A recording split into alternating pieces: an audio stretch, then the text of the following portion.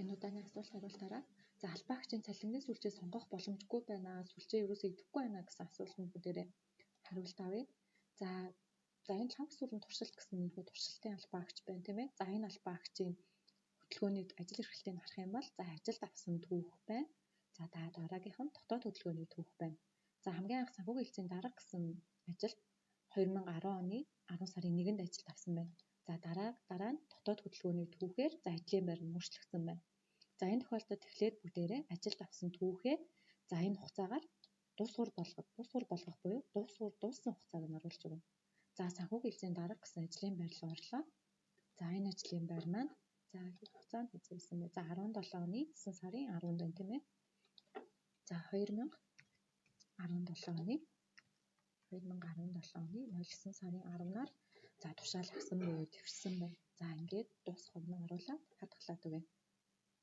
За энэ үед болохоор энэ түрүүний улбар шар байсан хугацаа маань одоо хэвэн болсон байгааг харж байна тийм. Энэ хугацаатай давхарцсан юм хугацаа яваадсан гэсэн үг. 10 оны 10 сарын 1-ээс үргэлжлээд ажиллаж байгаа. За 17 оны 9 сарын 1-ээс одоо хүртэл ажиллаж байгаа гэсэн юм хугацааны давхардал байсан учраас тийм анхааруулга мессеж гарсан байна. За одоогоор байгууллагын нэгтлэн бодогт гэдэг албан тушаалд 17 оны 9 сарын 10-наас ажилладаг албаагч байна тийм ээ. За энэ албаагчийн мэдээлэл рүү ороод харах юм бол за энд цалингийн сүлжээ бүглэх боломжгүй байгаа гэсэн үг. За яагаад вэ гэхлээр за 17 оны 9 сарын 10-ны цалингийн сүлжээ одоо хүчингүй болоод 20 оны 1 сарын 1-ээр шинжлэгдсэн байгаа. Шинжлэгдсэн тогтоол гарсан учраас 17 оны 9 сарын 10-наар цалингийн сүлжээг нь оруулах боломжгүй буюу энэ цалингийн сүлжээ хэсэг хоосон байна гэсэн үг. Тэгэхээр та хэд маань яг вэ гэхээр өмнөх тушаалын дээр өмнөх цалингийн сүлжээгээр цалинжиж байсан хэмжээг нь бол энэ хэмжээг нь зөвхөн оруулаад цалингийн сүлжээ буюу энэ хэсэг сонгох боломжгүй идэвхгүй байгаа. За хэмжээгээ оруулаад за хадгалчихна. За дараагаар нь яах вэ гэхлээр бүгдээрээ дотоод хөдөлгөөний түүхээр цалинд өөрчлөлт орсон гэсэн энэ түүхийг бичиж өгнө. 20 оны 1 сарын 1-ээс тушаал гараад за шинжлэгдсэн тогтоолоор цалингийн хэмжээ өөрчлөгдсөн байна. За энэ хэсэг дээр нь цалинд өөрчлөлт орсон тий. За төрийн байгууллага гэвэл манай байгууллага учраас төрийн байгууллагын тийм. За тушаал нь B05 за B 06 гэдээ оруулъя. За 01 буюу даатгуулагчийн төрөлхтөнгийн ажилтна. За санхүүгийн хэлтэс. За хэлтэсний юм л да. За B хэлтэс 1-гээ сонгочихъя. За нэгтлэн бодогч тий. Хэлсэн огноо. За шинээр цалингийн сүлжээ маань 20 оны 1 сарын 1-ээс хүчин төгөлдөр болоод мөрдөгдөж эхэлсэн учраас 20 оны 1 сарын 1-нд цалинд өөрчлөлт орсон тушаал гарсан байх ёстой. За энэ дуусах огноог нь хасаа орхичихъя. За төрийн үйлчилгээний албан хаагч. За энэ дээр за мэргэжлийн боловсролын ингэж би жишээ болгоод аль нэгийг сонгоод байгаа шүү. Та бүхэн маань энэ сүлжээг бол яг үнэн зөвөөр нь сонгоорой. За шатлалаа 6-гийн 3 гэдэг тийм ээ. За төрийн үйлчилгээ ТÜ-НБ гэсэн. Одоо энэ үед ингээд цалингийн сүлжээ маань идэвхтэй болж байна тийм ээ. ТÜ-НБ гэсэн цалингийн сүлжээ идэвхтэй болж байна. За энэ цалингийн хэмжээ системээс цаанаас нь гарч байна. За цалингийн хэмжээгээ шалгаад за хөдөлмөрийн нөхцөлийг хэвийнгээд за энэ хуулийн заалт нь ямар хуулийг үндэслэж байгаа хуулийн заалтыг оруулаад за ингээд энэ дээр тушаал авсаргана. Цалинд өөрчлөлт орсон тушаалаа оруулаад хадгална гэсэн. За ингээд оруулахад за энэ дээр ТÜ-НБ 6-гийн 3 гэсэн цалингийн сүлжээ маань одоо харагдаж байна. За ингэж харагдаж байгаа тохиолдолд энэ цалингийн сүлжээ маань цалингийн систем рүү бүрэн мэдээлэлтэй орчно гэсэн.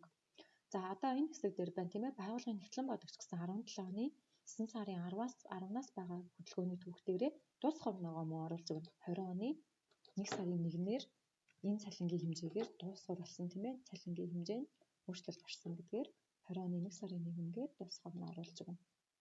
За энэ мэтчил нь ямар нэгэн цалингийн сүлжээнд өөрчлөлт орсон бол за энэ байна тийм. Дотоод хөдөлгөөний түүхээр цалинд өөрчлөлт орсон гэдгийг сонгоод за шинэ цалингийн сүлжээгээрээ цалингийн хэмжээгээ бөглөөд өгнө. Өмнөх цалингийн түүх дээрээ дууссан огноогоо бүгдээрээ оруулж өгч байгаа гэдгийг мартаж болохгүй. За одоо энэ албаагчийг хэрхэн төр чөлөөлөх талаар бүгдээрээ харъя те. За жирэмсний декретээ авах тохиолдолд те эсвэл суралцж байгаа хугацаанд нь хэрхэн төр чөлөөлөх вэ гэдгийг бүгдээрээ харъя.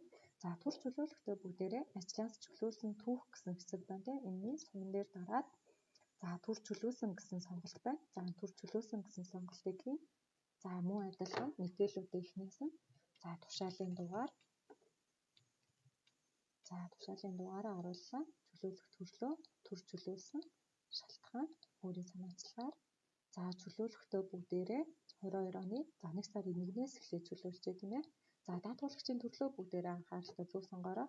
За 1706 22 за гэх мэтлэн нөгөө даатгуулагчийн төрлүүд байгаа тийм. Тэгэхээр за декрет авч байгаа буюу за 17 төрлөөс төр чөлөөлье.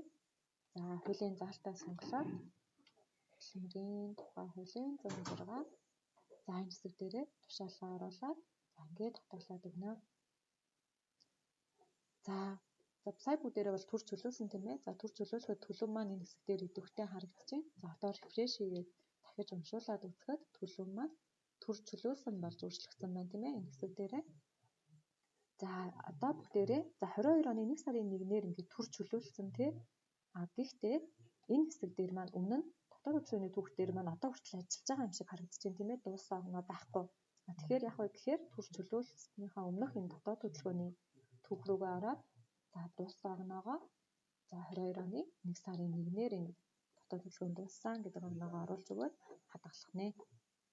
За ингэснээр за өмнө нь нэгтлэн бодогч гэсэн ажлын байр маань дууссан тийм 22 оны 1 сарын 1-ээр дуусгуур болсон. За 22 оны 1 сарын 1-ээр ажлаас чөлөөсөн түүхтэй байна гэсэн.